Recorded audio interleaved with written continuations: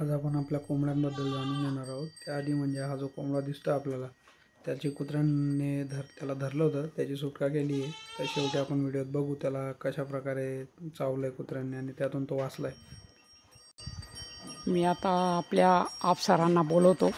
इथे आ आ आ आ आ आ आ आ आ आ आ आ आ आ आ आ इथे आ आ आ आ आ आ आ आ आ आ आ आ आ आ आ आ तर हे आपले पशुपालनमध्ये पक्षीपालन आहे। तर 10-20 कोंबड्या आहेत घरगुती गावरान। त्याची गावरान अंडे मिळतात आपल्याला आरोग्याच्या दृष्टीने।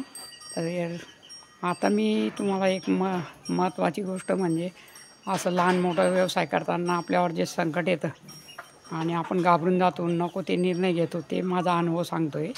हा जो कोंबडा दिसतो आहे याला कुत्र्यांनी पकडलं आणि पार बुरचून टाकलं आहे। मानेला त्याची मानच म्हणजे कातडी एकदम पूर्ण तोडून टाकली होती, ते तुम्हाला व्हिडिओमध्ये दिसेलच। तर ते संध्याकाळी आम्ही पाहिलं त्याला, तर म्हटलं रात्र काढणार नाही, जिवंत राहणार नाही, तर आपण याला मटण करून टाकू, असं तसं प्लॅन केला आम्ही। पण अजून एक विचार केला, म्हटलं याला आपण पाहू, इलाज करून पाहू, जर जगला तर।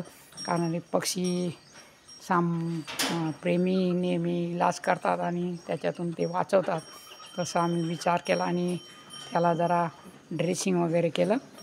तर तो रात्रभर तर एकदम सकाळी काही एवढा खात नव्हता, पण आता 2 दिवस झाले त्याला, 2-3 दिवस नॉर्मल होऊन गेला आहे आणि कातडी पण ती कोरडी झाली जखम।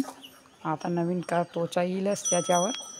तर असं लहान मोठा संकट आलं की आपण घाबरून जातो आणि नको ते आपल्या मनात येतं आणि नको त्या गोष्टी। आणि असे लगोपाठ 2-3 व्यवसाय असले म्हणजे आपल्या आता गाई आहे, गाई पण आजारी पडते, कुठं काय होतं एकदम, हे पण पक्षी पण एकदम, बकऱ्या पण, त्याच्या शेळ्या पण काहीच्या काही प्रॉब्लेम येऊ शकतात।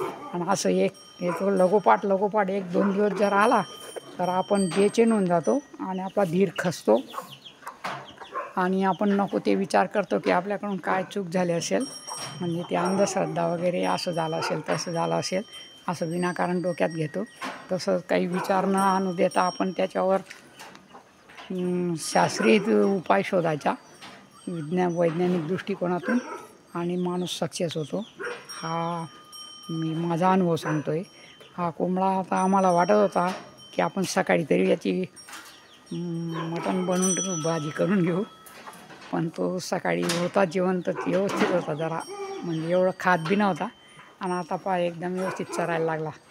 आता तो झाला म्हणजे क्लिअर, असं समजून घ्या। खाणं पिणं व्यवस्थित झालं, मग जखम कशी का मोठी असे ना ती भरून निघते। तसंच या दिवसात म्हणजे सप्टेंबर आणि ऑक्टोबर या काळात कीड पडण्याचा जास्त धोका असतो पशुपक्ष्यांवर, तर ते पण जास्त सावधगिरीने सांभाळावं लागतं। हा आपला अनुभव आहे। याच्यातून आपण आपल्यावर संकट आलं तर ते कसं धीर घेऊन आपण त्याच्यावर इलाज करायचा किंवा वैज्ञानिक दृष्टिकोनातून उपाययोजना करायची, हे सांगू इच्छितो आपल्या शेतकरी बांधवांना। तर हे समजून घेणं गरजेचं आहे। आता आपण हा कोंबडा बघतोय, याला बघा कसं तोडलेलं आहे कुत्र्यांनी। मानसुद्धा पूर्णपणे स्किन काढून टाकलेली, त्याची पूर्ण चामडी निघालेली आहे, तरी तो सर्वाइव्ह केला आहे। आणि आपण त्याला त्याची ट्रीटमेंट करून जखमा ठीक करतो आहे आणि तो चांगल्यापैकी आता झालेला आहे बऱ्यापैकी। तर हळूहळू त्याची कंडिशन चांगली होत जाईल आणि आपण तशी तुम्हाला व्हिडिओने प्रोग्रेस दाखवू। धन्यवाद।